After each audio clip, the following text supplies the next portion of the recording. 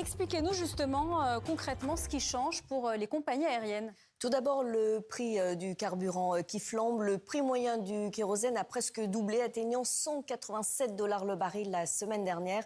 Résultat, certaines compagnies n'ont plus le choix. En Chine, les grandes compagnies comme Air China annoncent qu'elles vont appliquer une surcharge carburant sur les vols intérieurs à partir de dimanche, une hausse entre 7 et 15 € environ. De nombreuses compagnies internationales ont pris des mesures similaires en réponse à la hausse des prix du pétrole. Et quasiment partout dans le monde, il y a aussi la hausse du prix des billets. On est donc dans une situation paradoxale. Les compagnies doivent augmenter leurs prix, mais risquent en même temps de faire fuir les passagers. Est-ce que la guerre au Moyen-Orient perturbe vraiment le trafic? Oui, et de façon spectaculaire. Depuis le début du conflit, il y a un peu plus d'un mois, plus de 32 000 vols ont été annulés dans le monde, dans la région du Golfe. C'est encore plus frappant, jusqu'à un vol sur deux est supprimé certains jours.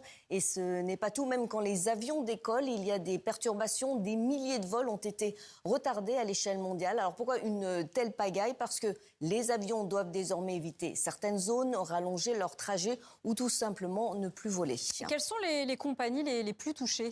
Clairement, les compagnies du Golfe sont les plus impactées. L'Europe, Dubaï, Doha, Abu Dhabi sont des carrefours mondiaux. Or, ces plateformes ont été quasiment paralysées au début du conflit. Des gens comme Emirates, Qatar Airways ou Etihad ont dû suspendre des vols, rapatrier des passagers, revoir totalement leur route.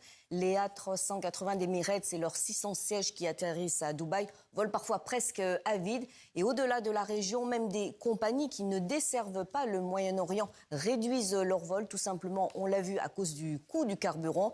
Et selon une figure du secteur aérien, il dit « Je comparerai la situation actuelle aux crises que nous avons connues après les événements tragiques du 11 septembre qui ont affecté le trafic transatlantique ou à la crise financière mondiale de 2008. » Merci beaucoup Pascal. Gérard Felzer.